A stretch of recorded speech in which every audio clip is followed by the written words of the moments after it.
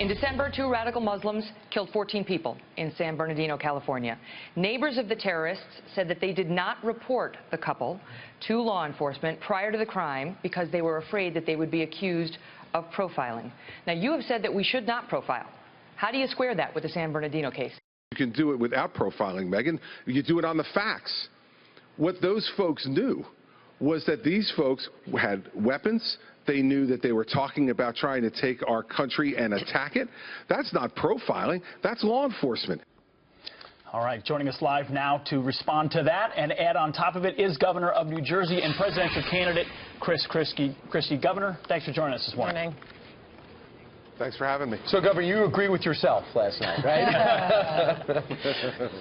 Yes. Unlike Senator Cruz and Senator Rubio last night, I actually agree with myself. I don't disagree with myself. Right. But you did say it's okay to change your mind. But I do want to bring you to, and which is interesting because, you know, there are a few things you have. It's okay to say, you know, that's what I thought. Things have changed. But I do want to bring you to what we were just discussing with Rand Paul when it comes to surveilling mosques and other things when it comes to a would-be terrorist activity, to do some proactive policing. Where do you stand on that as it relates to civil rights? Well, listen, we have to use the law and the Constitution appropriately, and we can do it. And I did it for 7 years as a federal prosecutor.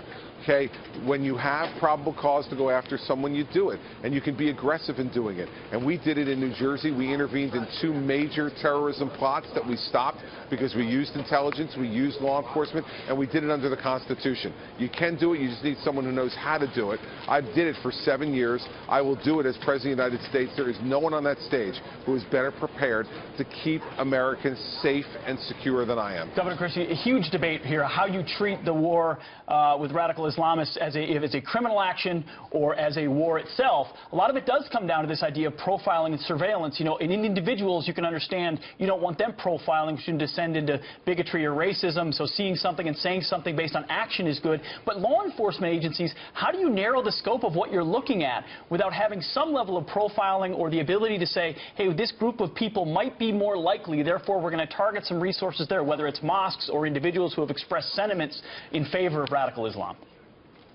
No, that's just simply wrong. That's not the way you do it. That's not the way professional law enforcement folks do it. The fact is that we go based upon evidence. We get intelligence. We follow that intelligence. We develop both human sources and we use electronics to do intelligence. And you're not going to just target people. You're not going to put, listening devices in every mosque. That's just not the way it works. I've done this for 7 years. Believe me, we've been able to do it and do it effectively in the Bush administration to keep America safe. No one will be more aggressive on this than I will. But we know how to do this under the law. You don't throw out the tools. You make sure you use them the right way. We will use them the right way aggressively, and we will stop terrorist acts in this country. Hey, Governor, as you did in my debate on Fox Business Network, you chose to focus on your attacks on Hillary Clinton last night. It was effective for you before. You went after her again. You took her on, said she won't get within 10 miles of the White House if you're elected president. Was this effective? Well, we'll see over the long haul, but it's what I believe in my heart. I mean, the fact is that I think Hillary Clinton would be a disaster for this country, and I think that we as Republicans need to focus on that and not the petty disagreements that a lot of those guys get engaged in up on that stage. I was just not going to get dragged into that back and forth. We need to focus on who's the most effective, tested person to take on Hillary Clinton and win this White House.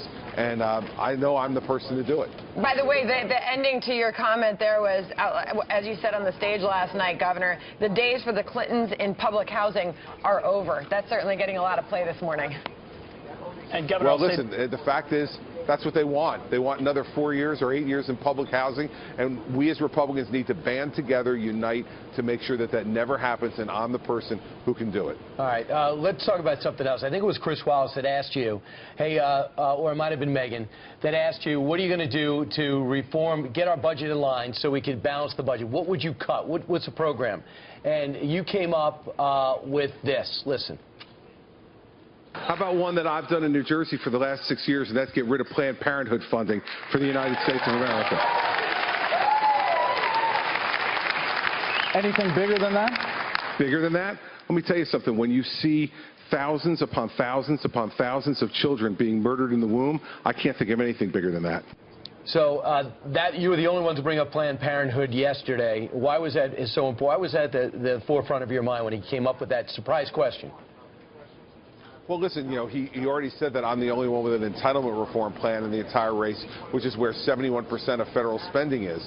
And so if you're going to ask me for just one program that I'd want to get rid of, the murder of children in the womb is one of the things I think that the United States taxpayers should not have to fund. And Governor, people are so concerned about the $19 trillion in debt and the annual $1 trillion that we're over budget.